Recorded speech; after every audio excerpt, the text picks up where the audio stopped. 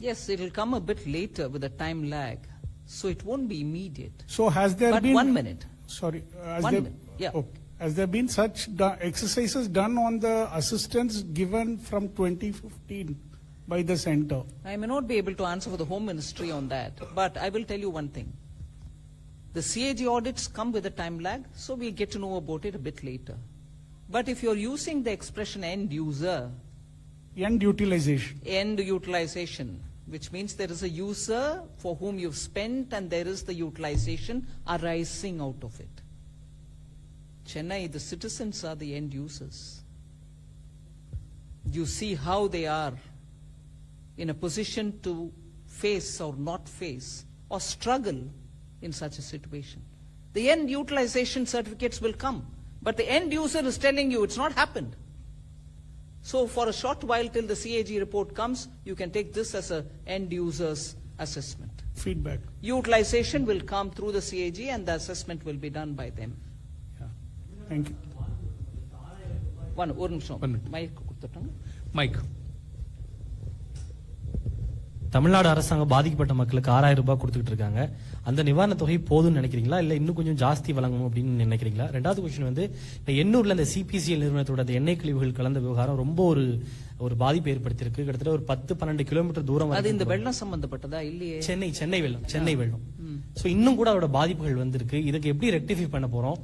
அந்த கழிவுகள்ல இன்னும் எடுக்கிறதே பெரிய பிரச்சனையா இருக்கு. அதுல நிறைய ஹெல்த் ஹசார்ட்ஸ் வேற மக்களுக்கு வந்துகிட்டு இருக்கு. அதை சென்ட்ரல் கவர்மெண்ட் நம்ம எதுவும் பண்ண போறோமா இல்ல ஸ்டேட்ஸ்க்கு ஏதாவது பங்கு இருக்கா? ஒரு நிமிஷம். முதல்ல நீங்க கேட்ட கேள்விக்கு நான் பதில் சொல்ல முடியாது. 6000 ரூபாய் பெர் பர்சனுக்கு கொடுக்கறாங்கன்னா அது அவங்க இஷ்டம், அவங்க கொடுக்கறாங்க. நான் அதை பத்தி காமெண்ட் பண்ணல. அவங்க அதை கொடுத்தது யாருக்கு கொடுக்கறாங்கன்றது நமக்கு தெரியுதா?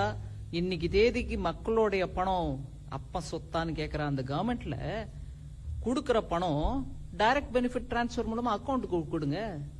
அப்ப யாருக்கு ஆக்சுவலா கொடுத்திருக்காங்கன்னு நீங்களும் பார்க்க முடியும். அவர் கேட்கிற மாதிரி சிஏஜி யூட்டிலைசேஷன் சர்டிபிகேட் மூலமா பார்க்க முடியும். இப்ப நீங்க கொடுக்கறது யாருக்கு? நிஜமா வெள்ளத்துல அமிட்டவங்களுக்கு கொடுக்கறீங்கன்னு நினைச்சுக்கிறேன் நானு. அதை பத்தி நான் கேள்வி கேட்க முடியாது. ஏன் கேஷா கொடுக்கறீங்க? அது கவர்மெண்ட் பணம் தானே. என் அப்பா சொத்து இல்லையே, உங்க அப்பா சொத்து இல்லையே. போடுங்க டைரக்ட் பெனிஃபிட் டிரான்ஸ்பர் மூலமா அக்கௌண்ட்ல. அதுதான் நான் கேட்கிறேன். 6000 போதுமா இல்லையா, கொடுக்கணுமா இல்லையா, அந்த பேச்சுக்கே நான் வரல. கொடுக்கறத கொடுக்கறீங்க, அக்கவுண்ட்ல டைரக்டா போடுங்க. இன்னைக்கு மக்களுக்கு எல்லாருக்கும் மோடி ஐயா அக்கவுண்ட் கொடுத்திருக்காரு பேங்க்ல. டைரக்டா அவர் அக்கவுண்ட்ல கொடுங்க. கொடுத்தது யாரு, அந்த பெனிஃபிட் யாருக்கு போய் சேர்ந்ததுன்னு அதுக்கப்புறம் நீங்களே மீடியாவே போய் பார்க்கலாம். இன்னைக்கு ஒரு போட்டோ 2 போட்டோ மூலமா அந்த 6000 சீட்டு கட்டு மாதிரி இப்படி வச்சுக்கிட்டு போட்டோ இருக்கிறத விட அது பெட்டரா இருக்கும். நீங்க போய் செக் பண்ணலாம் அதுக்கப்புறம். Is there anything you want to say on that oil leakage from Ennore, the disaster as a result of that? No. உங்களுக்கு விவரம் யார்ட்டையாவது அந்த பெட்ரோலியம் நேச்சுரல் கேஸ் மினிஸ்ட்ரியில இருந்து கேட்டு அனுப்புறோம். Thank you very much, madam. I mean, you elaborately answered a lot of questions from the press. Thank you very much for joining the press conference. Honorable Minister for Finance and Corporate Affairs, Srimati Nirmala Sitharaman ji. Along with her, we have got Shri Piyush Goyal, Additional Secretary, Disaster Management in the Ministry of Home Affairs, and Shri Sanjeev Kumar Jindal, Joint Secretary, Disaster Management, Ministry of Home Affairs. The focus of the press conference will be on the relief to Tamil Nadu and only that. Thank you very much. It's over to you, Minister Ma'am.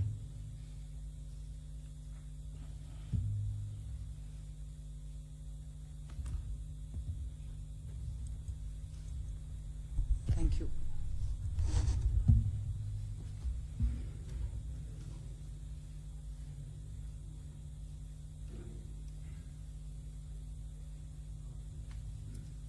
தமிழ்நாட்டில் புயலாலும் வெள்ளத்தாலும் பாதிக்கப்பட்ட மக்கள்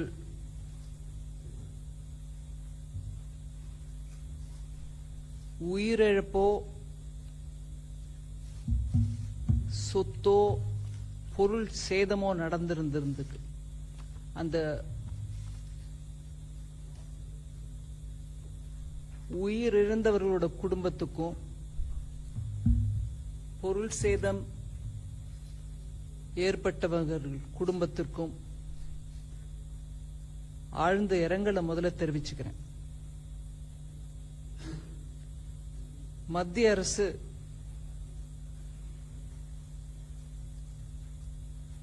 இந்த செய்தி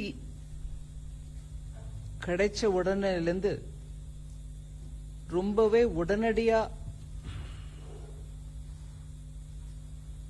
இதற்கு உதவி செய்ய வேண்டும் என்ற நோக்கத்துல பல முயற்சிகள் எடுத்திருக்கின்றன. அந்த முயற்சிகளை கொஞ்சம் எடுத்து சொல்லறதுக்கான வாய்ப்பு இந்த பிரஸ் கான்ஃபரன்ஸ் மூலமா நான் உபயோகிச்சுக்க விரும்புறேன். திருநெல்வேலி, தூத்துக்குடி, கன்னியாகுமரி, தென்காசி இந்த 4 மாவட்டத்திலையும் ஒரு வருஷத்துக்கு வர வேண்டிய மழை முழுவதும் ஒரே நாள்ல பெஞ்ச அளவுக்கு மழை பெஞ்சிருக்கு. நான் உஜ்ஜாயிப்பா, அதாவது குத்துமதிப்பா சொல்றேன். ஒரு 50 சென்டிமீட்டர் மழை, 50 சென்டிமீட்டர் மழைங்கிறது தூத்துக்குடி போல ஏரியால தோராயமா ஒரு வருஷத்துக்கு வரக்கூடிய மழை. அந்த மழை ஒரே நாள்ல பெய்யவே அங்க தண்ணி தேங்கி போறதும், வீடு முழுகி போறதும், மக்கள் அதுல தவிச்சுக்கிட்டு இருக்கிறதும், இது 18ஆம் தேதியே செய்தி கிடைச்சு. 18ஆம் தேதி திங்கட்கிழமை காலையிலே எனக்கு செய்தி அங்கிருந்து சில பேர் போன் பண்ணி, இங்க கட்சிக்காரர்களும் போன் பண்ண பிறகு நான் உடனடியா, அன்னைக்கு பார்லிமெண்ட் இருக்கு, நடந்துட்டு இருக்கு, அன்னைக்கு மத்தியானமே உள்ளாட்சித்துறை அமைச்சர் அமித்ஷா அவர்களை போய் பார்த்து அவர்கிட்ட இந்த 4 மாவட்டங்களுக்கு உடனடியா எந்த விதமான உதவி பண்ண முடியுமோ அதை நம்ம பண்ணணும், நேஷனல் டிசாஸ்டர் ரிலீஃப் போர்ஸ் அனுப்பி வைங்க அப்படின்னு கேட்டதுக்கு அவரும் உடனடியா அந்த 4 மாவட்டத்துக்கும் தேவையானது எவ்வளவு அனுப்பணுமோ அதோட இல்லாம அதிகமா இன்னும் கூடுதலா உதவி கூட பண்ண வேணும் அப்படின்னு சொல்லி அன்னைக்கே ஆர்டர் கொடுத்தத நான் அன்னைக்கு ராத்திரி பார்லிமெண்ட்ல என்னுடைய வேலையெல்லாம் முடிஞ்ச பிறகு என்னோட ட்விட்டர் அக்கவுண்ட்ல போட்டேன், பதிவு பண்ணினேன். என்னெல்லாம் விதமான உதவிகள் மத்திய அரசு உடனடியா கொடுத்திருக்குன்றத நான் அன்னைக்கும் அந்த பிரஸ்ல, அந்த ட்விட்டர் மூலமாவும் போட்டதற்கு, ஹோம் மினிஸ்ட்ரி மூலமா அது பிரஸ் ரிலீஸாவும் வந்ததுனால அந்த விவரத்துல நான் இப்போ அதிகபட்சமா பேசல. 18ஆம் தேதியே ராத்திரிக்கு அந்த விவரம் வெளியில வந்துருச்சு. அதுக்கப்புறம் அங்க போட்ஸும் போயிட்டு இருக்கு, ஹெலிகாப்டர் மூலமாவும் பண்ணிட்டு இருக்காங்க. எவ்வளவு ஹெலிகாப்டர், எவ்வளவு போட் அப்படிங்கறத மாத்திரம் ஒரு 2-3 விவரம் கொடுக்கறேன். ஆனா மொத்தமா சேர்த்து 21ஆம் தேதி டிசம்பர் வரைக்கும் நம்ம கையில இருக்கக்கூடிய செய்தி 42,290 பேர் மீட்கப்பட்டிருக்காங்க. மொத்தமா இதுல எல்லாரும் சேர்த்து மீட்கப்பட்டது. ஸ்டேட் போலீஸ், ஸ்டேட்ல ரிலீஃப் பண்றவங்க, ராணுவ படை மூலமா, கப்பல் படை மூலமா, கோஸ்ட் கார்டு மூலமா, இதெல்லாம் சேர்த்து போட்டு 42,290 பேர் மீட்கப்பட்டிருக்காங்க. ஆனா இப்ப வரைக்கும் நம்மளுக்கு அபிஷியலா தெரிஞ்ச ரெக்கார்ட் பிரகாரம் பாத்தீங்கன்னா 31 பேர் உயிரிழந்திருக்கிறாங்க. மிக வருத்தமான விஷயம். 31 பேர். இத்தனை மீட்பு பணிக்கு உடனடியா மத்திய அரசும் செயல்பட்டு போயிருந்தாலும் 31 பேர் எனக்கு லாஸ்டா கிடைச்ச விஷயம். அதுல நம்பர்ல ஏதாவது இன்னைக்குள்ள வேற விதமா நம்பர் மாறுனா எனக்கு இப்போதைக்கு செய்தி இல்லை. ஆனா டிசம்பர் 21ஆம் தேதி மாலை வரைக்கும் எங்களுக்கு கிடைச்ச விஷயம் என்னன்னா 31 பேர் உயிரிழந்திருக்காங்க. இதுல எல்லா டிபார்ட்மெண்ட்டும், மத்திய அரசை சேர்ந்த எல்லா டிபார்ட்மெண்ட்டும் ஒத்துழைச்சு உடனடியா எல்லாரும் சேர்ந்து அந்த களத்தில் இறங்கினார்கள். அந்த இறங்கினதுனால ஸ்ரீவைகுண்டம் ரயில் நிலையத்துல 800க்கும் மேற்பட்ட பயணிகள் அங்கே அம்பிட்டு தத்தளிச்சுக்கிட்டு இருக்காங்க. அவங்களால இப்போ முன்னும் போக முடியல, பின்னவும் போக முடியல அப்படிங்கிற அந்த நிலைமை இருந்த போது அந்த ரயில் நிலையத்திலேயே சிக்கி தவித்து கொண்டிருக்கிற அந்த பயணிகளை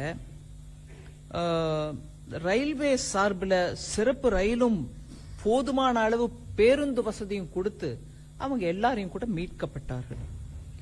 அதை தவிர 200 ரயில் சேவைகள் பாதிக்கப்பட்ட அந்த நிலையில கூட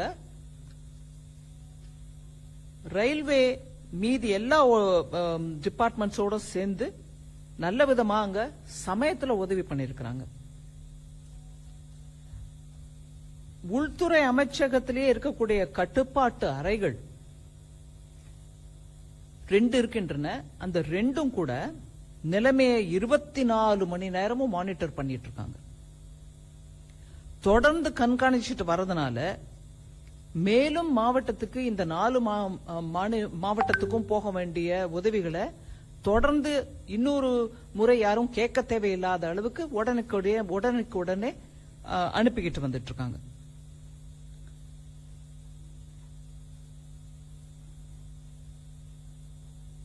இந்திய விமானப்படை மூலமாக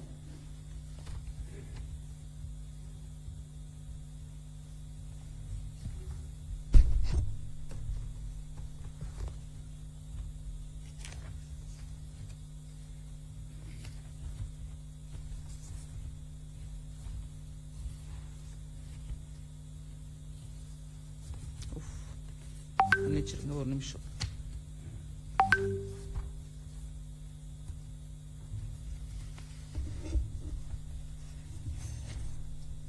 இந்திய விமானப்படை மூலமாக 5 ஹெலிகாப்டரும் அந்த 5 ஹெலிகாப்டரும் கூட 21 டிசம்பர் மாலை வரைக்கும் 70 முறை, அதாவது சார்டிஸ் ஒரு மிஷன். இன்னைக்கு இங்க இந்த பாயிண்ட் இந்த ஸ்டேஷன்ல இருந்து கிளம்பி ஒரு வேலைக்கோசம் போறத ஒரு சார்டின்ற கணக்கு. சோ ஒரு ஹெலிகாப்டர் 70 சார்டி மேனிக்கு அந்த 5 ஹெலிகாப்டரும் சேர்ந்து 70 முறை கிரவுண்ட்ல போய் மக்களை மீட்பு பணியில இறங்கி இருக்கிறாங்க. அதே போல கடற்படையை சேர்ந்த 6 கடற்படையை சேர்ந்த ஹெலிகாப்டரும் அந்த நம்பர் தான். ஒரே நிமிஷம் சொல்றேங்க, ஒரே நிமிஷம் மன்னிச்சுக்கோங்க.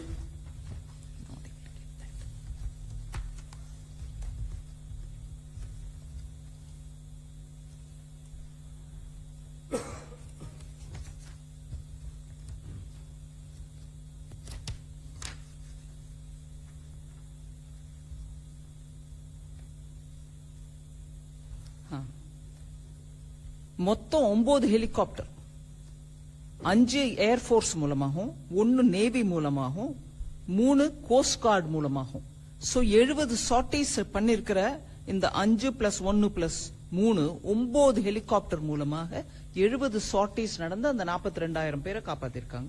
அதுல ஸ்டேட் கவர்மெண்ட் அபிஷியல்ஸ் அவங்க மூலமா ரெஸ்கியூ பண்ணவங்களும் இருக்காங்க. அந்த நம்பரும் அதுல இருக்கு.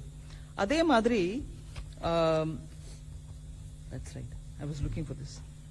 அதே மாதிரி கடற்படையும் அவங்க மூலமா சார்டிஸ் நடத்தி கடலோர பக்கத்துல இருக்கக்கூடிய மக்களை கூட காப்பாத்திருக்காங்க. கோஸ்ட் கார்டு மூலமாக 11 சார்டிகள் நடத்தப்பட்டது. சோ கடலோர காவல் படை ஹெலிகாப்டரும் இதுல உடனுக்குடனே ரெஸ்பாண்ட் பண்ணிருக்காங்க மக்களை மீட்கிறதுக்கு. அதை தவிர நார்மலா ஒரு வெள்ளமோ புயலோ வந்ததுன்னா அந்த சிச்சுவேஷன் கொஞ்சம் ஒரு நிலைக்கு வந்த பிறகு ஒரு அடக்கம் ஆயிடுச்சுங்கும் போதுதான் இந்த சென்ட்ரலி போகக்கூடிய சர்வே டீம்ஸ் எல்லாம் போகும்.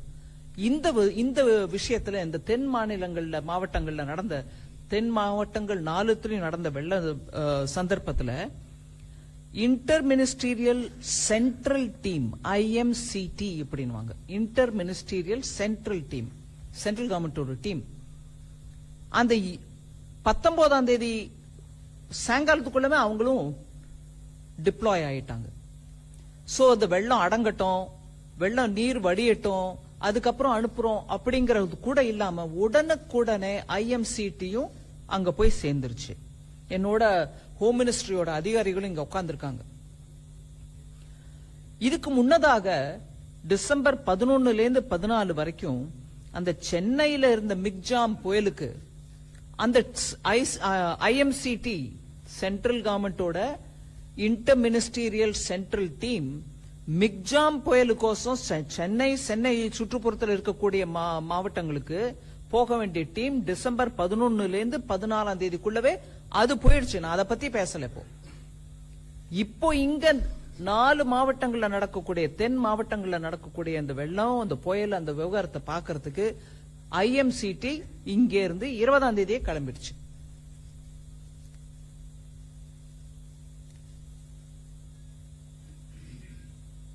தேசிய பேரிடர் மீட்பு படை, அதாவது NDRF, ராணுவம், விமானப்படை, கடற்படை, கடலோர காவல் படை, கோஸ்ட் கார்டு, இது எல்லாத்தையும் சேர்த்து போட்டு இவங்க மாத்திரம் 5049 பேரை மீட்டு இருக்காங்க.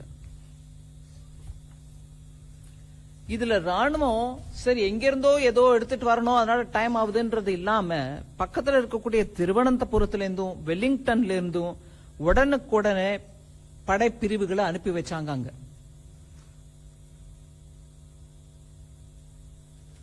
கடற்படையுமே உடனே ஜெமினி படகுகளை மீட்பு பணியில இறக்கியிருக்காங்க. நவீன லகு ரக, அதாவது லைட் ஏர்கிராப்ட்ஸ், ஹெலிகாப்டர்ஸ், நேவி அதையும் எடுத்துட்டு போய் மக்களை மீட்கிறதுக்கு முயற்சி இருக்காங்க.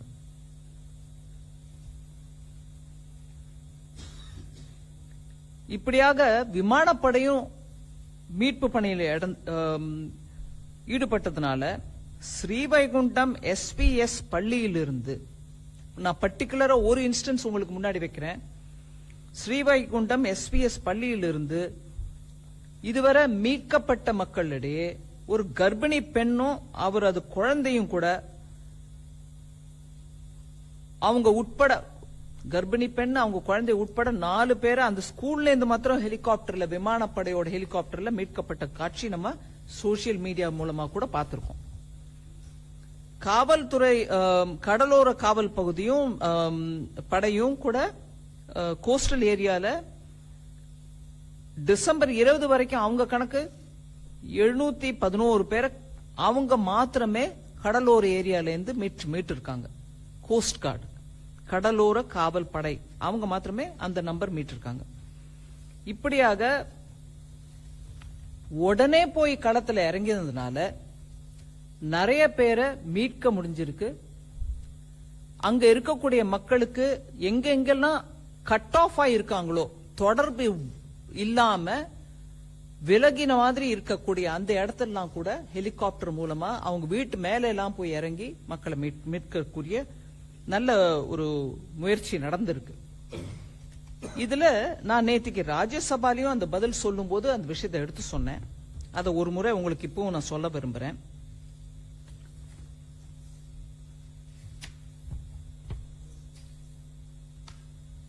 ஒவ்வொரு வருஷமும் ஸ்டேட் டிசாஸ்டர் ரிலீஃப் ஃபண்டுக்கு சென்ட்ரல் டிசாஸ்டர் ரிலீஃப் ஃபண்ட்ல இருந்து, நேஷனல் டிசாஸ்டர் ரிலீஃப் ஃபண்ட்ல இருந்து பணம் கொடுக்கறது உண்டு.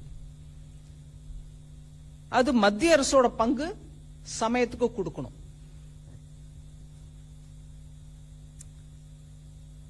இந்த financial year 1 April 2023 opening balance Tamil Nadu 813 கோடி ரூபாய், 813.15 crore, 813.15 கோடி ரூபாய் ஓபனிங் பேலன்ஸ் அவங்க கிட்ட இருந்திருக்கு. இந்த வருஷத்துக்கான 900 கோடி, 900 crores மத்திய அரசு கொடுக்க வேண்டிய பணத்தை ஃபர்ஸ்ட் இன்ஸ்டால்மெண்டாக 450 கோடி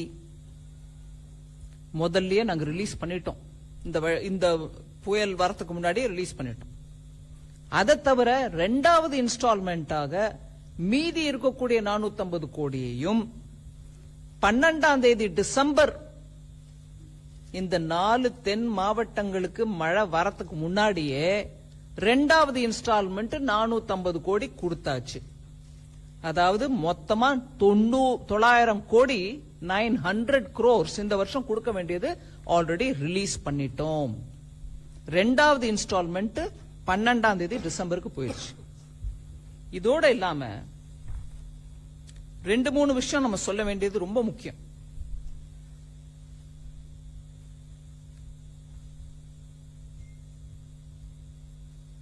தமிழ்நாட்டில் இருக்கக்கூடிய ரீஜனல் மெட்ரலாஜிக்கல் சென்டர், மெட்ராலஜி, அத வானிலை அறிக்கை கொடுக்கக்கூடியவங்க, ரீஜனல் மெட்ராலஜி சென்டர் சென்னையில இருக்கு. இந்த தென் மாநிலங்களுக்கு, மாவட்டங்களுக்கு, இந்த 4 தூத்துக்குடி, தென்காசி, திருநெல்வேலி, கன்னியாகுமரியில வந்திருக்கக்கூடிய மழை வெள்ளத்தை பத்தி மெட்ரலாஜிக்கல் சென்டர் 12 டிசம்பரே தகவல் கொடுத்திருக்காங்க. 16, 17 வாக்குல தீவிரமான மழை தென் மாவட்டங்கள்ல வருங்கிறத 12 கொடுத்திருக்காங்க. இதுக்கு ஒண்ணுத்துக்கு மாத்திரம் தான் கொடுத்தாங்களா அப்படிங்கிற கேள்வி எழும். அதுக்கு முன்னாடியே நான் சொல்லிடுறேன், இது மோஸ்ட் மாடர்ன் சென்டர். இந்த ரீஜனல் மெட்ரோலாஜிக்கல் சென்டர் சென்னையில எது இருக்கோ அதை பத்தி நான் சொல்றேன். அவங்க 5 நாள் முன்னிலையிலேயே வரக்கூடிய 5 நாள்ல என்ன நடக்க போகுதுன்றத சொல்லிட்டே இருக்காங்க. இன்னைக்கு இல்ல, இப்ப இல்ல, எப்பொழுதும் அவங்க 12 நாள் முன்னாலேயே என்ன வரப்போகுது, அதுக்கு எப்படி நம்ம தயார் பண்ணிக்கலான்றதுக்கு முன்னெச்சரிக்கையாக அவங்க 5 நாளுக்கு முன்னாடியே சொல்றாங்க. அதை தவிர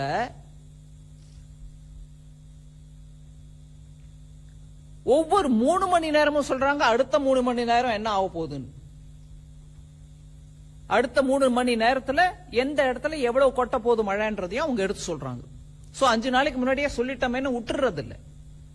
5 நாளைக்கு முன்னாடியும் சொல்றாங்க, ஒவ்வொரு 5 நாளைக்கு முன்னாடியும் சொல்லிட்டே போறாங்க. அதாவது ஒரு சைக்கிள் மாதிரி போயிட்டே இருக்கு. 12 சொல்றது 16, 17 வரைக்கும் உள்ள 5 நாள். 13 சொல்றது 17, 18 வரைக்கும் இருக்கக்கூடிய 5 நாள். அப்படியே அதை ரொட்டேட் போயிட்டே இருக்கு வண்டி. அதை தவிர ஒவ்வொரு 3 மணி நேரமும் அவங்க வார்னிங் கொடுக்கறாங்க, என்ன ஆக போகுது, எங்க மழை கொட்ட போகுது, எப்படி இருக்க போகுதுன்றது ஒரு சின்ன மெசேஜா அதையும் கொடுத்துட்டே போறாங்க. அதனால எங்களுக்கு முன்னெச்சரிக்கை கிடைக்கவில்லை அப்படின்னு சொல்றவங்க தயவு பண்ணி இந்த விஷயத்தை கொஞ்சம் காதார கேட்டுக்கங்க. இது ஒரு நவீனமான, அதிநவீனமான ரீஜனல் மெட்ரோலாஜிக்கல் சென்டர். மெட்ரோலஜியில் இருக்கக்கூடியவங்களுக்கும் புரியும். இன்னைக்கு தேதிக்கு நல்ல சீனியர் பத்திரிகையாளர்கள், செய்தி தொடர்பாளர்கள் நீங்க எல்லாம் இருக்கீங்க. 3 டாப்ளர் சென்டர், அது 3 டாப்ளர்ஸ் இருக்காங்க. டாப்ளர்ங்கிறது இன்னைக்கு அவ்வளவு சென்சிட்டிவ் ஒரு இன்ஸ்ட்ருமெண்ட். அந்த கருவியின் மூலமா உங்களுக்கு தெரியுது. 3 டாப்ளரோட இருக்கக்கூடிய அந்த சென்டர் மூலமாக 5 நாளைக்கு முன்னாடி அட்வான்ஸா ஒவ்வொரு 5 நாளைக்கும் அடுத்த நாள்னு சேர்த்துக்கிட்டே போகுது இன்ஃபர்மேஷன். அதனால இந்த தென் மாவட்டங்களுக்கு வரக்கூடிய இந்த பேரிடரை பத்தி 12 டிசம்பரே செய்தி வெளியிடப்பட்டிருக்கிறது. அதனால நான் பிரதமர் ஐயா மோடி அவர்களுக்கும் உள்துறை அமைச்சர் அமித்ஷா அவர்களுக்கும் இதுல நான் பர்சனலா இந்த தடவை இன்வால்வ் ஆனேங்கிறதுனால என்னுடைய அனுபவ ரீதியா நான் சொல்றேன். போய் உட்கார்ந்து இந்த தமிழ்நாட்டில் இந்த 4 மாவட்டங்களில் ஒரு பேரிடர், இவ்வளவு மழை வருது, வருஷத்துக்கு கொட்ட வேண்டிய மழை ஒரே நாள்ல கொட்டுதுங்க, எங்களுக்கு உதவி தேவைன்னு கேட்ட உடனே ஏன் முன்னாலேயே அதிகாரிகளுக்கு ஆர்டர் கொடுத்து ஹோம் செக்ரட்டரிக்கு போன்ல கூப்பிட்டு சொல்லி அனுப்பி கொடுங்க. எங்க இருந்தாலும் நீங்க எங்க இருந்து எப்படி கப்பல்கள் எடுத்துட்டு வருவீங்களோ, ஹெலிகாப்டர் எடுத்துட்டு வருவீங்களோ எடுத்துட்டு வந்து கொடுங்க அங்க உதவின்னு ஏன் முன்னாடி ஆர்டர் பண்ணாரு. அது கேட்ப அன்னைக்கு ராத்திரிக்குள்ள ரிட்டர்ன் ஆர்டர் நம்ம கண் முன்னாடி வந்துச்சு. களத்திலையும் இறங்கினாங்க. நான் நிறைய பேரோட அதுக்கப்புறமும் பேசினாங்க. ஆமாங்க ஹெலிகாப்டர் வந்திருக்குங்க, இன்னும் நிறைய கொடுங்கன்னு கேட்டாங்க. அதே மாதிரி அடிஷனல் சர்வீஸும் நம்ம அடுத்த நாளைக்கு கொடுத்திருக்கோம். இந்த செய்தியை உங்களுக்கு நான் தெரிவிக்க விரும்புகிறேன்.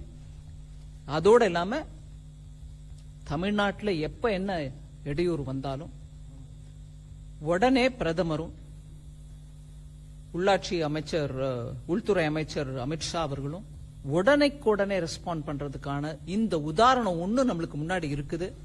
எப்பொழுதும் தமிழ்நாட்டின் நலம் கோரி அவங்க 2 பேரும் தலைவர்கள் எங்களுக்கு ஒத்துழைப்பு கொடுத்திருக்காங்க. அதே மாதிரி புரிஞ்சுகிட்டு விவகாரம் பண்ணியிருக்காங்க. அதை சொல்லதான் உங்களுக்கு இன்னைக்கு கொஞ்சம் வரவழைச்சோம். ரொம்ப நன்றி நீங்க எல்லாரும் வந்ததுக்கு. ஏதாவது கேள்வி இருந்தா டெஃபினட்டா. Thank you. Any questions, please? I mean, if we can.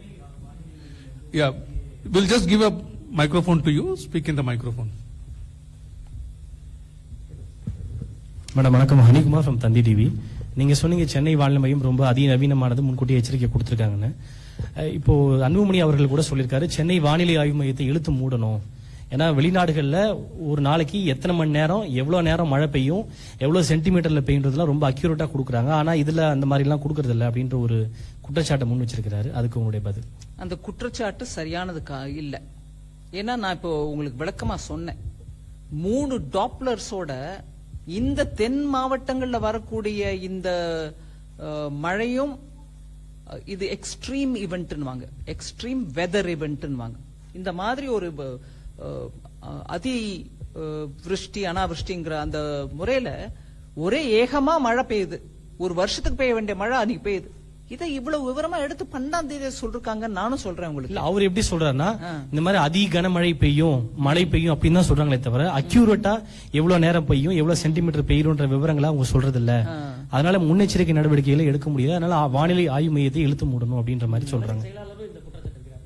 அதுக்குதான் இப்போ இல்லங்க குற்றச்சாட்டு வைக்கலாம், அதுக்கு விவரமும் எடுத்து சொல்லணும். இப்ப சொன்ன கனமழைக்கு எடுத்த ஸ்டெப்ஸ் என்னங்க?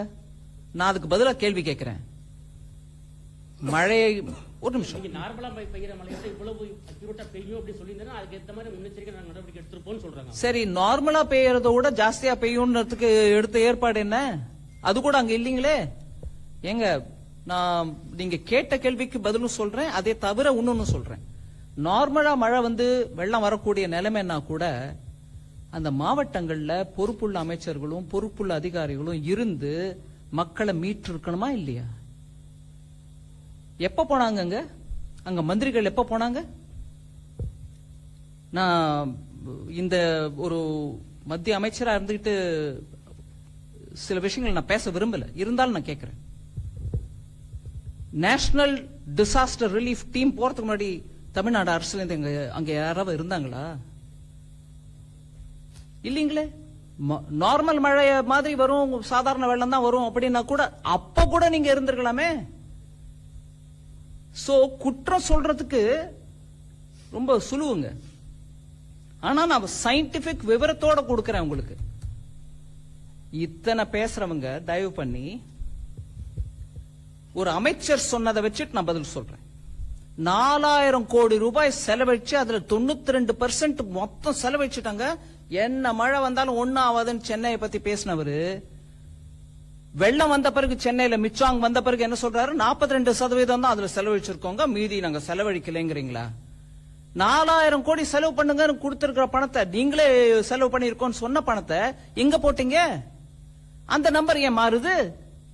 இங்க மெட்ரோலஜிக்கல் சரியா இல்ல, எங்களுக்கு இன்ச் பை இன்ச் கரெக்டா சொல்லியிருந்தா நாங்க எல்லாம் அப்படியே ஆணித்தரமா பண்ணிருப்போம் சொல்றவங்கள நான் கேட்கிறேன். 4000 கோடி நம்பரை நீ சரியா சொல்லையா? 92% சொன்ன ஆளு எப்படி நீங்க அதுக்கப்புறம் மாத்தினீங்க அந்த நம்பர் 42ன்னு? இன்ச்சு மழையை நாங்க சொல்லன்னா நீங்க 92 42க்கு உள்ள வித்தியாசத்தை புரிஞ்சுக்காத அமைச்சர் நீங்க எங்க கிட்ட பேசின என்னங்க பதில் சொல்ல முடியும்?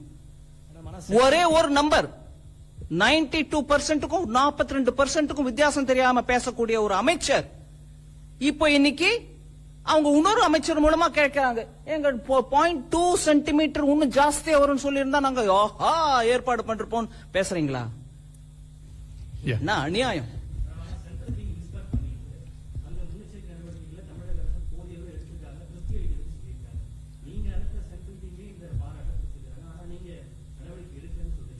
நான் நடவடிக்கை எடுக்கலன்னு நான் பேசவே இல்லை. அங்க எடுத்திருந்தா இந்த நிலைமை வந்திருக்குமான்னு கேட்கிறேன். 92% சொல்லி அதை மழை வந்ததுக்கு அப்புறம் 42 பேசுற அமைச்சர்கள் இருக்கும்போது மத்திய அமைச்சர்கள் டீம் வந்துட்டு நல்லா இருக்கு நீங்க கொடுத்த டேட்டா வச்சு சொல்லிருப்பாங்க. நீங்க 92 சொன்னப்போ நல்லா இருக்குங்கிறோம். நீங்களே வந்து இல்லங்க 92 இல்ல 42 சொன்னீங்கன்னா அதையும் நீங்க கேட்கணுங்க. எங்களை கேளுங்க, நாங்க பதில் கொடுக்கறோம். அங்க கேளுங்க, 4000 கோடியில 42 தான் செலவழிச்சிருக்கீங்க சென்னையிலன்னா இன்னும் டாப்லரை வச்சுட்டு இன்ச் பை இன்ச் மழை கேக்குறீங்களா? என்னது இருக்கிற ஸ்டெப்ஸுக்கு நீங்க என்ன எடுத்தீங்கன்னு கேக்குறேன். நான் 12ஆம் தேதி வார்னிங் கொடுத்தது எங்களுக்கு சமயத்துல வார்னிங் கொடுக்கறேன்னு சொன்னவங்களே நான் கேக்குறேன். 12ஆம் தேதி 5 நாளைக்கு முன்னாடி கொடுத்த வார்னிங் இல்லைங்கிறீங்களா? அப்ப நீங்க சொல்றீங்களா 12ஆம் தேதி வார்னிங் கொடுக்கலன்னு? Yeah, please go ahead. No, please speak in the microphone, please. Madam. Just 1 second, we'll come to you. இதே மாதிரி அங்க 2015ல அக்டோபர்லயே சவுத் ஏசியன் கான்ஃபரன்ஸே நடந்தது. இந்த மாதிரி 150 டைம்ஸ் ரெயின் வரும்னு சொல்லிட்டு எக்ஸ்பெக்டேஷன் பண்ணாங்க. ஆனா அப்பவும் இந்த மாதிரி மிஸ் ஆச்சு. ஏன்னா இதுக்கு ஒரு சென்ட்ரலுக்கும் ஸ்டேட்டுக்கும் இந்த மாதிரி சயின்டிஸ்ட் டெக்னிக்கலா டிஸ்கஸ் பண்றாங்க வைக்கிறாங்க.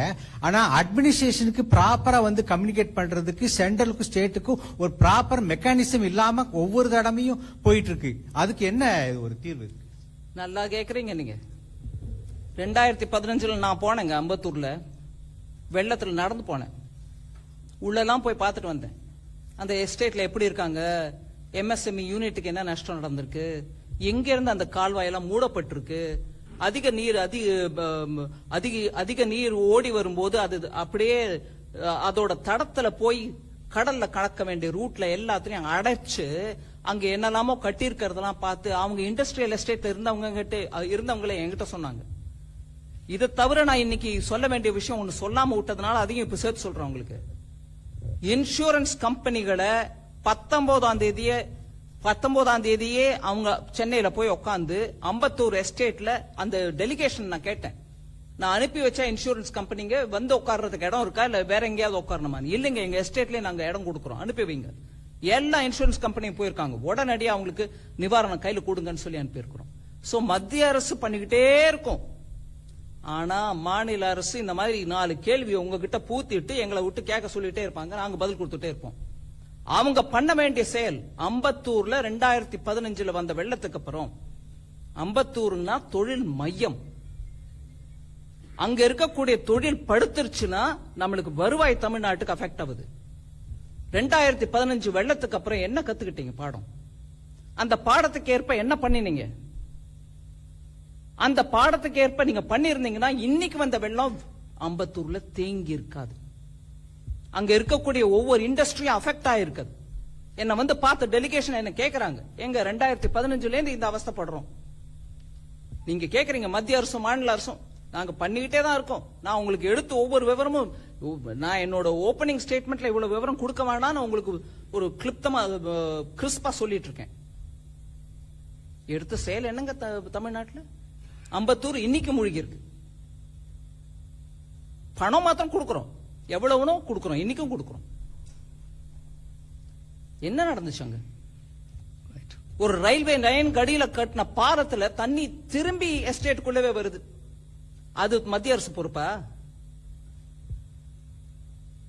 அங்க தொழில்துறையில இருக்கிறவங்களை போய் கேளுங்க. Please go ahead. No, please speak in the microphone only. யாருங்க? Here. யார் கேக்குறா? கொஞ்சம் மைக்ல கேளுங்க.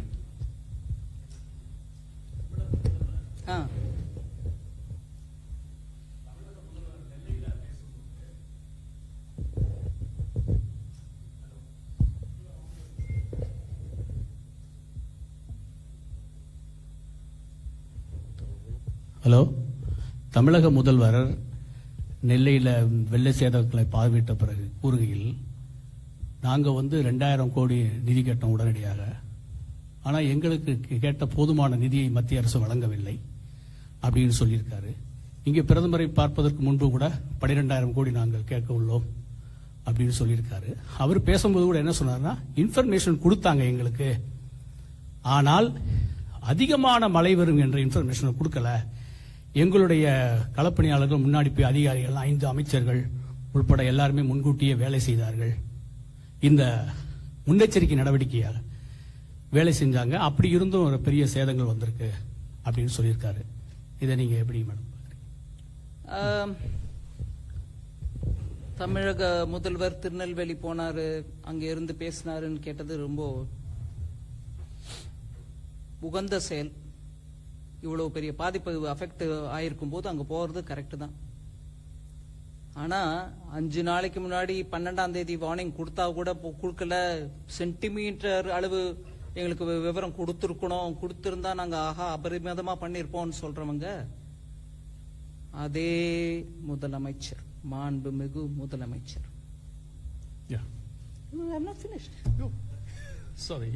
அதே மாண்புமிகு முதலமைச்சர் இங்க இருந்து நாங்க அனுப்பிட்டு இருக்கோம் NDRF. முதலமைச்சர் ஐயா எங்க இருந்தாருங்க? ஏன் 4 மாவட்டத்துல எப்பொழுதும் காணாத, வரலாறு காணாத மழை, மக்கள் திணறிட்டு இருக்காங்க. மத்திய அரசே எனக்கு NDRF கொடுத்து அனுப்பு, நானும் அங்க இருந்து நான் நிவாரண பணியை பார்ப்பேன்னு சொல்லாம டெல்லியில இருந்தாருங்க. இன்னைக்கு ஒரு 4 நாள் கழிச்சு போய் திருநெல்வேலியில, 3 நாள் கழிச்சு போய் திருநெல்வேலியில் நின்னுக்கிட்டு அவர் பேசுறாருன்னா நாங்க கேட்டுக்கிறோம், அந்த மரியாதை கொடுத்து கேட்டுக்கிறோம். ஆனா இன்னைக்கு நாள் முழுக்க டெல்லியில இருந்துட்டு பிரதமர் ஐயாவை ஏன் மீட்டிங் எல்லாம் முடிஞ்ச பிறகு நான் வந்து உங்களை பாப்பேங்க, போற போக்குல பாத்துட்டு போவேங்கன்னு அந்த தோரணையில டைம் கேட்டு, அவரும் ஐயோ தமிழ்நாட்டில இருந்து முக்கியமந்திரி முதலமைச்சர் வந்திருக்காருன்னு ராத்திரி ஆனாலும் பணம் டைம் கொடுத்து அப்பாயின்மெண்ட் கொடுத்து பார்த்து பேசியிருக்காங்க. இதுலேருந்து அவருடைய பிரையாரிட்டி என்னன்னு நான் புரிஞ்சுக்கணுமா இருக்கு. நாங்க பணம் கேட்டிருக்கோம், பெரிய அமௌண்ட் கேட்டிருக்கோம் அப்படின்னு சொல்றது ரொம்ப நல்லது. அதுக்கு வேணுங்கிற அளவு டீம்ஸ் போயிருக்காங்க, பாப்பாங்க, வந்து இங்க உள்ளாட்சித்துறை அமைச்சர், உள்துறை அமைச்சர்கிட்ட பேசுவாங்க, சொல்லுவாங்க, அதை டிட்டர்மைன் பண்ணுவாங்க. அதுக்கு ஒரு ப்ராசஸ் இருக்கு, இவங்க டீம்ஸ் பாத்துக்குவாங்க. ஆனா இந்த பேரிடர்வு நடக்கும்போது முதலமைச்சர் இந்திய அலையன்ஸோட உட்கார்ந்திருந்தார். அங்க போய் நான் என் மக்களோட இருக்கேன், அலையன்ஸே நீ இரு, அத நான் பார்த்துட்டு நான் வரேன், என் மக்கள் என் மண் அப்படின்னு சொல்லிட்டு அங்க இருக்கணுங்க. அது இல்லாம வாய்க்கு என்ன வந்துச்சு நஷ்டம் அப்படின்னு சொல்லிட்டு எனக்கு 12,000 16,000 எதுக்கு எவ்வளவு கொடுக்கணுமோ அது கொடுப்பாங்க. நான் அதை கமெண்ட் பண்ணல. 12,000 ஜாஸ்தின்னு சொல்ல, 16,000 குறைச்சல்னு சொல்லல. இங்க முழு நாளும் இருந்து விட்டு அந்த மாவட்ட மக்களை பத்தி எங்க கிட்ட பேசுறீங்களா? நாங்க அதுக்கு முதல் நாளே அனுப்பி கொடுத்துட்டோங்க NDRF. Wait a second, one by one, please. எல்லாருக்கும் கொடுக்கறோம். ஒரு நிமிஷம் இருங்க. Please, யாருக்கு சொல்றாங்களோ one by one. The lady here. Those who have got mic will speak. Please go ahead. Ma'am, Janani from NDTV Profit here. Ma'am, just 2 questions. You had alluded to the fact that the government had released ahead of time the 450 crore that was also released by December 12th. Has there been any additional? 900 crores. The second installment. Second was 450, first was 450. Right, ma'am. Has there been any additional request of funds? That's question number 1. Question number 2, ma'am, you had also alluded that insurance work, all these search and survey teams were on the ground and they've been dispatched, and 4 such companies were on ground. Can we get a little update on that if that's possible? No, search and survey teams were sent even earlier, meaning the moment I had the NDRF request put to the Home Minister, I ensured that the teams would also go there in time. Other than that, I had also asked for, that I've said now. Just to, because the information has come from the Home Ministry's official, I'm saying, on 18/12/2023, initially, 10 rescue teams of NDRF, 2 columns of Indian Army, 2 of IAF, which is what I've already told, 1 ship, 1 Navy helicopter, 6 disaster response teams, 2 helicopters of the Indian Coast Guard were mobilized and sent. Other than that, he is also talking about the same detail, 10 teams of NDRF. That's fine. But on the insurance, so on the day when I've spoken to the Home Minister, and that night the notification was put out through my handle also, other than the Home Ministry's own, I had instructed the insurance and the Department of Financial Service Secretary himself had taken it upon himself on my saying to send the insurance companies and their officers on the 20th or earlier to go sit there with their surveyors having done the field work. People who want to come and give the claims can meet them in person and take it. That is for Ambattur. And the same thing was given as instruction for the 4 southern districts once the water receded. They can't go and say, claim your insurance when the water is still there. So that's the picture there. Ma'am, an additional request for funds made any? You're hearing it from all of them. The Home Yeah. Ministry will release it as to what claim has come, how much they are looking Yeah. at it. That's not mine. Please go ahead. The third last row. இந்த வெள்ளத்தப்போ தமிழக மக்கள் ஆளுங்கட்சி தமிழக அரசின் மீது மிகுந்த கோபத்தில் இருந்ததை பார்க்க முடிந்தது. இது நாலாவட்டத்திலேயே அந்த மழைநீர் வடிகால் பணிகளை மேற்கொள்ளாதான் காரணம் சொல்லிட்டு அவங்க மக்கள் குற்றம் சாட்டியிருந்தாங்க. உங்களுக்கு கிடைத்த தகவல் அது மட்டும் இல்லாம இந்த இதுக்கு முக்கியமா பொறுப்பேற்று தமிழக முதலமைச்சர் பதவி விலக வேண்டும் என்று நீங்கள் வலியுறுத்துறீங்களா? ரெண்டாவது கொஸ்டின் வந்து மேற்கொண்டு அடுத்த கட்டமாக அடுத்த வருடமும் இது போன்ற பிரச்சனை ஏற்படாமல் மக்களை காப்பதற்கு தமிழக அரசு என்ன நடவடிக்கை எடுக்க வேண்டும் என்று மத்திய அரசாக நீங்க வலியுறுத்துறீங்கன்னு சொல்லுங்க. நான் ரெண்டாவது கேள்விக்கு முதல் பதில் கொடுக்குறாங்க. தமிழக அரசு இந்த எக்ஸ்ட்ரீம் ஈவென்ட்ஸ், வெதர் ஈவென்ட்ஸ், மழை 2015 பார்த்தோம், இப்ப திருப்பி பாக்குறோம். அது சென்னை மாத்தும் தானா இல்ல தென் மாவட்டங்களும் தானா, இதெல்லாம் கூட எல்லா சயின்டிபிக் டேட்டாவும் அவைலபிளா இருக்கு. அதுக்கேற்ப அந்த பேசின், சென்னை பேசின் கோசம் நம்ம கொடுத்த பணமும் இருக்கு அவங்க கிட்ட. அதான இந்த 4000 கோடி. இதெல்லாம் சரியான விதத்துல சரியான சமயத்துக்குள்ள உபயோகப்படுத்தி இருந்தா இந்த நிலைமை வராது. அத பத்தி சரியான விவரம் கூட கொடுக்கறது இல்லைங்கிறது என்னுடைய குற்றச்சாட்டு. 4000 கோடி, அது நான் இப்பவே உங்களை கேட்கிறேன், 92% செலவாயிடுச்சுன்னு சொன்ன அமைச்சரே, மழை வந்த பிறகு 42% தான் செலவாயிருக்குன்னு சொன்னா எதை நம்புறது மக்கள்? நீங்க 92% செலவழிச்ச பிறகு கூட இப்படி ஆயிருந்தா சொல்லிருக்கலாம். இல்லைங்க, எங்களால கூட எதிர்பார்க்க முடியல, 4000 கோடி செலவு பண்ண பிறகு சென்னை மூழ்கிடுச்சுங்கன்னு சொன்னீங்கன்னா நான் ஒத்துக்கிறேன். நீங்க செலவே பண்ணல, 42 இப்ப நீங்க கரெக்ட் பண்றீங்க. அது அந்த 42 நிஜம்தானா? கேள்வி கேட்கணுமா இருக்கு.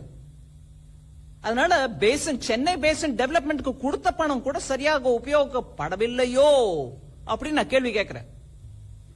உங்க கேள்வி, முதல் கேள்விக்கு நான் பதில் கொடுக்க விரும்பல. மேடம், மத்திய அரசும் மாநில அரசும் ரெண்டு பேரும் மாற்றி மாற்றி குறை கூறிக்கிட்டே இருக்காங்க. இதுல வந்து இடையில பாதிக்கப்படுறது மக்கள் தான். இதை பற்றி நீங்க என்ன நினைக்கிறீங்க? ரெண்டு பேரும் குறை சொல்லுங்க, நாங்க குறையே சொல்லல. நாங்க பண்ற வேலையை பண்ணிக்கிட்டே தான் இருக்கோம். நாங்க குறையே சொல்லல, நாங்க பண்றத பண்ணிட்டு இருக்கோம். அதுவும் சமயத்துல பண்றத பண்ணிக்கிட்டு தான் இருக்கோம். மக்களுக்கு இடர் வரக்கூடாதுன்னு பண்ணிட்டு இருக்கோம்.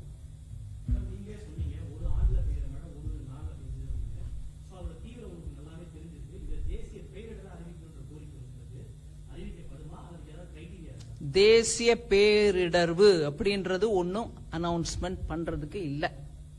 ஏன்னா அந்த அந்த இடத்துல நடந்த நிகழ்ச்சி அப்படிப்பட்டது இல்ல, உத்தராகண்ட்ல நடந்ததுதான் அப்படி நாங்க சொல்ல. There is never an announcement. Please correct me if I am wrong. As தேசிய பேரிடர்வு, அதாவது நேஷனல் டிசாஸ்டர்ன்ற அனௌன்ஸ்மெண்ட் மத்திய அரசு அனௌன்ஸே பண்ணல. வேற ஸ்டேட்டுக்கு பண்ணாங்க, தமிழ்நாட்டுக்கு பண்ணல. இல்லைங்க, அந்த சிஸ்டமே இல்லைங்க. There is no such thing as announcing that this is a பேரிடர்வு, national disaster. No, there is nothing like that. உத்தராகண்டுக்கும் பண்ணல, வேற எந்த ஸ்டேட்டுக்கும் பண்ணல. There is no thing as announcing a state as a national disaster. இல்ல. Have you ever announced anything as national disaster till now? Will you want to answer him? Never.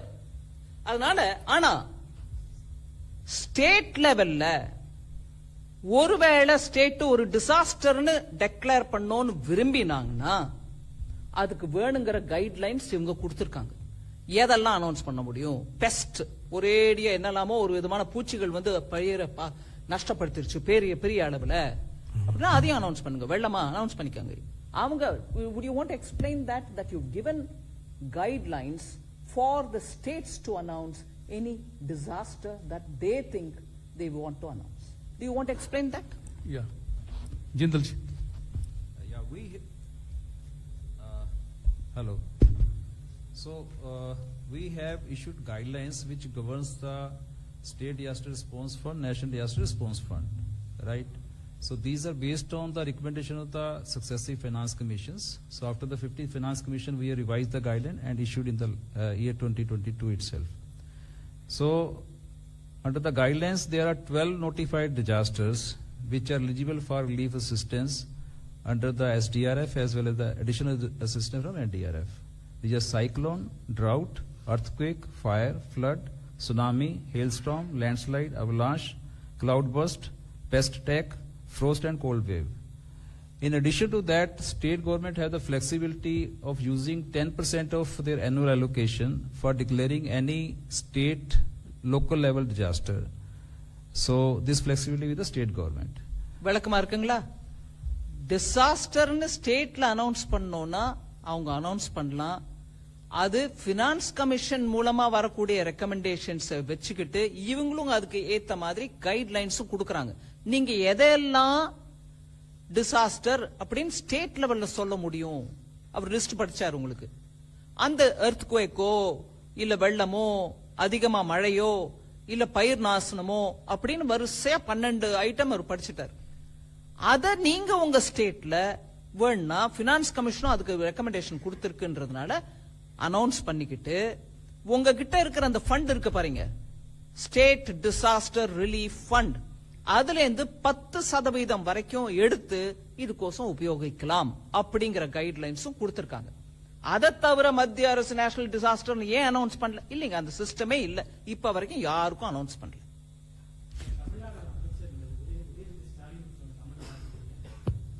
என்ன கமெண்ட்டுங்க?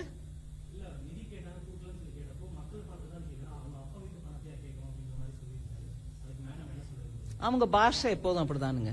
அத சனாதன தர்மம் போது கூட அப்படிதான் நாங்க அழிக்க வரல ஒழிக்கவே வந்திருக்கோம் பேசினாரு இல்லைங்களா? அவரோட பாஷை எப்போதும் அப்படிதான் இருக்கும். One minute. அவங்க அப்பா வீட்டு பணமா அப்படின்னு கேக்குற மாதிரி எல்லாம் பேசுறவங்க அவங்க அப்பா வீட்டு சோத்தை வச்சுட்டு அவர் இன்னைக்கு பதவி அனுபவிச்சுட்டு இருக்காரா அப்படின்னு சொல்ல முடியுமா? கேட்க முடியுமா? மக்களால தேர்ந்தெடுக்கப்பட்டு வந்திருக்காரு. அவர் கொடுக்க வேண்டிய அந்த மரியாதை நம்ம கொடுக்க தானே கொடுக்கிறோம். இந்த அப்பா வீடு உன் ஆத்தாவா இந்த பேச்செல்லாம் அரசியல் நல்லது இல்லைங்க. அவர் அரசியல் இன்னும் முன்னுக்கு வரணும்னு ஆசைப்படுறாரு இல்லைங்களா? அந்த குடும்பமும் ஆசைப்படுது இல்லைங்களா? பேசுற பாஷை மொழி, அவங்க தாத்தா எப்பேற்பட்ட தமிழ் அறிஞர், எப்பேற்பட்ட Tamil. Excuse me, who's in a hurry, yaar? Please. Just hold on. Let me finish. He is also your colleague. I'm answering him. அதனால நம்ம நாக்குல கொஞ்சம் அந்த பதவிக்கு ஏத்த அளவுக்கு வார்த்தைகள் அளந்து வரணும். இது நான் பொதுப்படையா சொல்றேன். அவர் மேல காழ்ப்பு உணர்வோ ஏதோ வச்சுக்கிட்டு சொல்லல. இதுக்கு முன்னாடி ஒரு உதாரணம் பார்த்தோம், இப்போ இன்னொரு உதாரணம் பார்க்கிறோம்.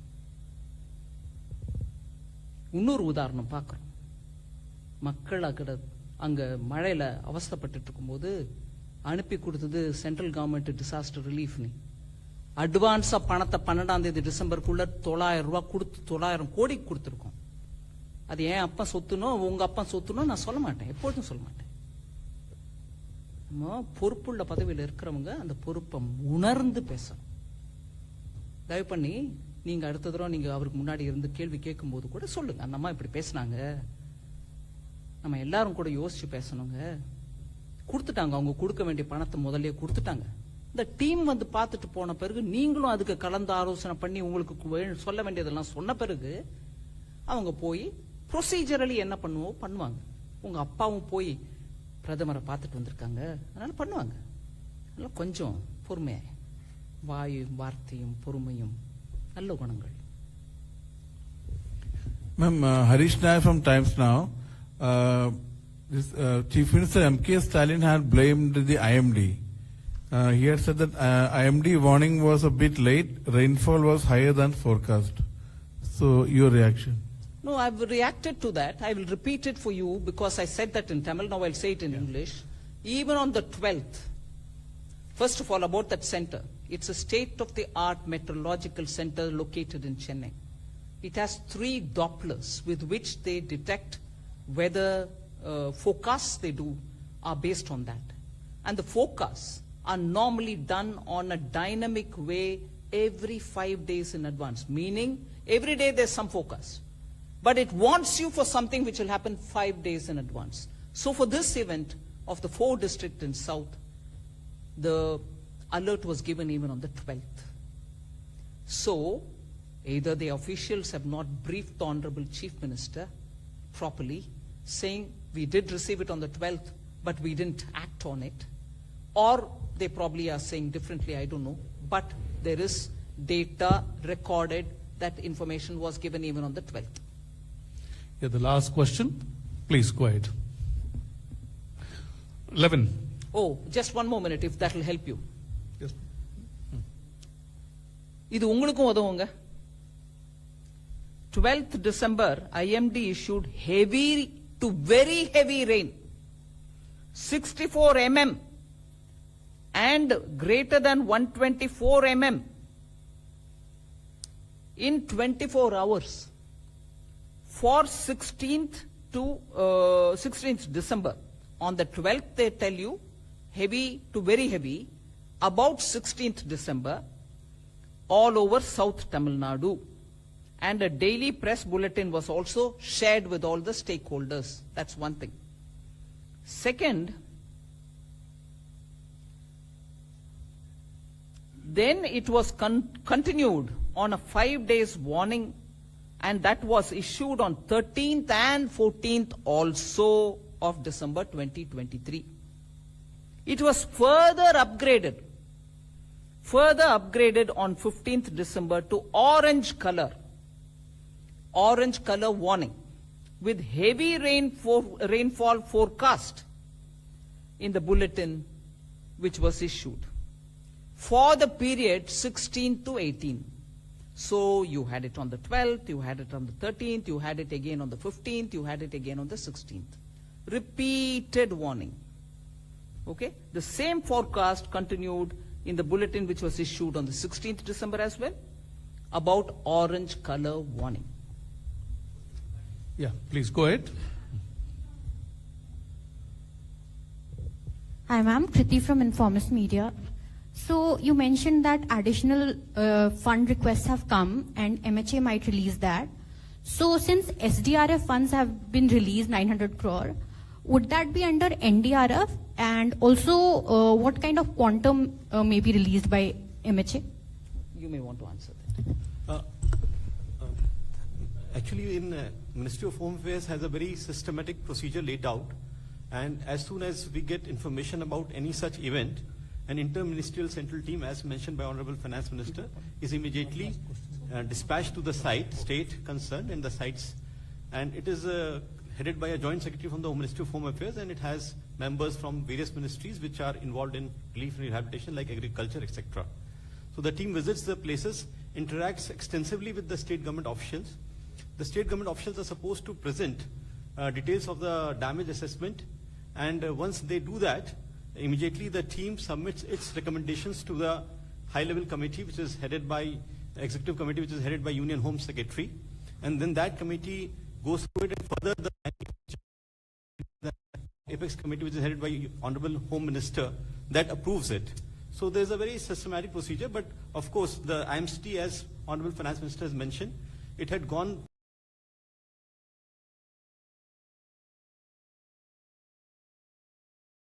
and for this current flooding situation, the team is currently there in Tamil Nadu since December 19.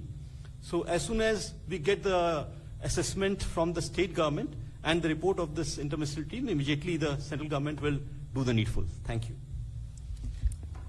Yes, please. Ma'am, do you see a gross misutilization of funds given by the center? The fact that floods have occurred in 2015, now it has occurred in... Also spoke about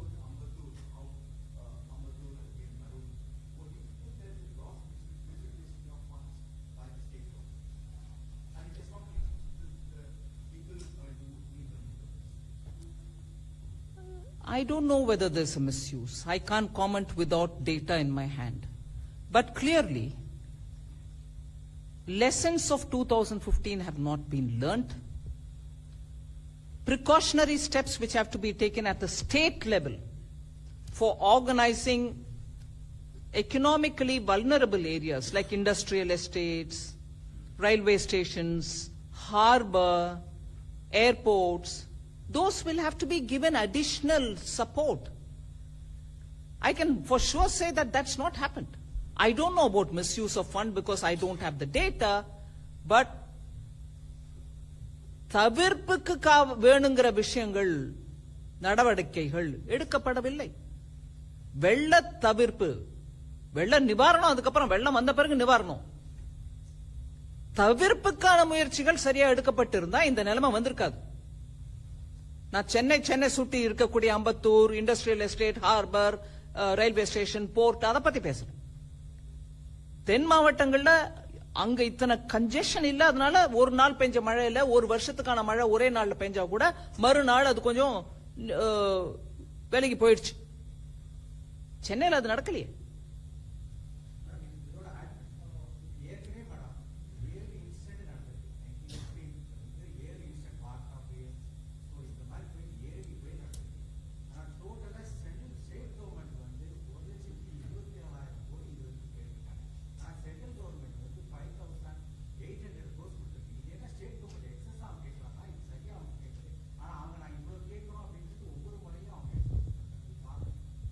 காரணம் ஒவ்வொரு ஸ்டேட்ல ஒவ்வொரு விதமா இருக்கலாம். அதுல நான் இப்போ பெரிய டீடைல்ல போக முடியாது. அது டீடைல் பாக்குறது ஹோம் மினிஸ்ட்ரி. அவங்க இப்பதான் நல்லா எக்ஸ்பிளைன் பண்ணாங்க. உங்களுக்கு அதுக்கு ஒரு ப்ராசஸ் இருக்கு. அந்த ப்ராசஸ் மூலமா அங்கேயும் போயிட்டு விசாரிச்சுட்டு வந்தவங்க, அந்த போய் விசாரிச்சு சர்வே பண்றவங்களோட உட்காந்து ஸ்டேட் கவர்மெண்ட் பேசுறாங்க. அந்த இன்புட்ஸ் எல்லாம் எடுத்துக்கிட்டு தான் இவங்க ஃபைனலைஸ் பண்றாங்க amount. So I may not be in a position to comment. The last question, please. ஒரு நிமிஷம். No, let him ask question. I mean, அவர் வந்த பிறகு வரேன்.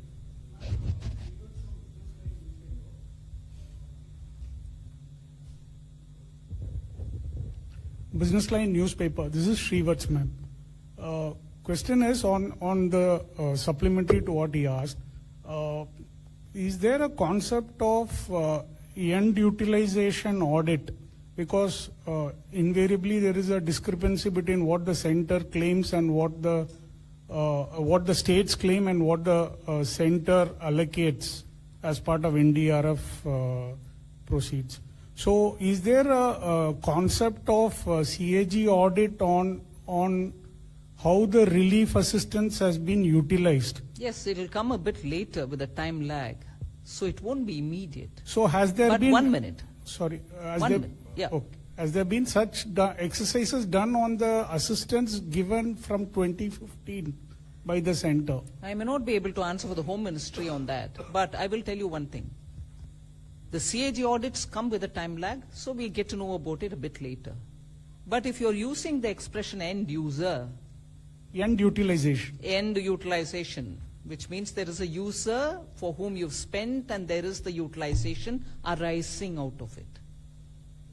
Chennai, the citizens are the end users. You see how they are in a position to face or not face or struggle in such a situation. The end utilization certificates will come, but the end user is telling you it's not happened. So for a short while till the CAG report comes, you can take this as a end user's assessment. Feedback. Utilization will come through the CAG and the assessment will be done by them. Thank you. ஒரு நிமிஷம். One minute. Mic கொடுத்துட்டோம். Mike. Tamil Nadu அரசாங்கம் பாதிக்கப்பட்ட மக்களுக்கு 6000 ரூபாய் கொடுத்துட்டு இருக்காங்க. அந்த நிவாரண தொகை போதும்னு நினைக்கிறீங்களா இல்ல இன்னும் கொஞ்சம் ஜாஸ்தி வழங்கணும் அப்படின்னு நினைக்கிறீங்களா? ரெண்டாவது கொஸ்டின் வந்து இப்ப எண்ணூர்ல இந்த சிபிசிஎல் நிறுவனத்தோட அந்த எண்ணெய் கழிவுகள் கலந்த விவகாரம் ரொம்ப ஒரு பாதிப்பு ஏற்படுத்தியிருக்கு. கிட்டத்தட்ட ஒரு 10-12 கிலோமீட்டர் தூரம் அது இந்த வெள்ளம் சம்பந்தப்பட்டதா இல்லையே? சென்னை வெள்ளம். சோ இன்னும் கூட அதோட பாதிப்புகள் வந்திருக்கு. இதுக்கு எப்படி ரெக்டிஃபை பண்ண போறோம்? ஆமாங்க. அந்த கழிவுகள்ல இன்னும் எடுக்கிறதே பெரிய பிரச்சனையா இருக்கு. அதுல நிறைய ஹெல்த் ஹசார்ட்ஸ் வேற மக்களுக்கு வந்துகிட்டு இருக்கு. அதை சென்ட்ரல் கவர்மெண்ட் நம்ம எதுவும் பண்ண போறோமா இல்ல ஸ்டேட்ஸ்க்கு ஏதாவது அதுல பங்கு இருக்கா? ஒரு நிமிஷம். முதல்ல நீங்க கேட்ட கேள்விக்கு நான் பதில் சொல்ல முடியாது. 6000 ரூபாய் பெர் பர்சனுக்கு கொடுக்கறாங்கன்னா அது அவங்க இஷ்டம், அவங்க கொடுக்கறாங்க. நான் அதை பத்தி காமெண்ட் பண்ணல. அவங்க அதை கொடுத்தது யாருக்கு கொடுக்கறாங்கன்றது நமக்கு தெரியுதா? இன்னைக்கு தேதிக்கு மக்களுடைய பணம் அப்ப சொத்தான்னு கேக்குற அந்த கவர்மெண்ட்ல கொடுக்கற பணம் டைரக்ட் பெனிஃபிட் டிரான்ஸ்பர் மூலமா அக்கௌண்ட்டுக்கு கொடுங்க. அப்ப யாருக்கு ஆக்சுவலா கொடுத்திருக்காங்கன்னு நீங்களும் பார்க்க முடியும். அவர் கேட்கிற மாதிரி சிஏஜி யூட்டிலைசேஷன் சர்டிபிகேட் மூலமா பார்க்க முடியும். இப்ப நீங்க கொடுக்கறது யாருக்கு? நிஜமா வெள்ளத்துல அமிட்ட உங்களுக்கு கொடுக்குறீங்கன்னு நினைச்சுக்கிறேன் நானு. அதை பத்தி நான் கேள்வி கேட்க முடியாது. ஏன் கேஷா கொடுக்குறீங்க? அது கவர்மெண்ட் பணம் தானே. என் அப்பா சொத்து இல்லையே, உங்க அப்பா சொத்து இல்லையே. போடுங்க டைரக்ட் பெனிஃபிட் டிரான்ஸ்பர் மூலமா அக்கௌண்ட்ல. அதுதான் நான் கேட்கிறேன். 6000 போதுமா இல்லையா, கொடுக்கணுமா இல்லையா, அந்த பேச்சுக்கே நான் வரல. கொடுக்கறத கொடுக்குறீங்க, அக்கவுண்ட்ல டைரக்டா போடுங்க. இன்னைக்கு மக்களுக்கு எல்லாருக்கும் மோடி ஐயா அக்கவுண்ட் கொடுத்திருக்காரு பேங்க்ல. டைரக்டா அவர் அக்கவுண்ட்ல கொடுங்க. கொடுத்தது யாரு, அந்த பெனிஃபிட் யாருக்கு போய் சேர்ந்ததுன்ற அதுக்கப்புறம் நீங்களே மீடியாவே போய் பார்க்கலாம். இன்னைக்கு ஒரு போட்டோ 2 போட்டோ மூலமா அந்த 6000 சீட்டு கட்டு மாதிரி இப்படி வச்சுக்கிட்டு போட்டோ எடுக்கிறத விட அது பெட்டரா இருக்கும். நீங்க போய் செக் பண்ணலாம் அதுக்கப்புறம். Is there anything you want to say on that oil leakage from Ennore, the disaster as a result of that? No. உங்களுக்கு விவரம் யார்ட்டையாவது அந்த பெட்ரோலியம் நேச்சுரல் கேஸ் மினிஸ்ட்ரியில இருந்து கேட்டு அனுப்புறோம். Thank you very much, madam. I mean, you elaborately answered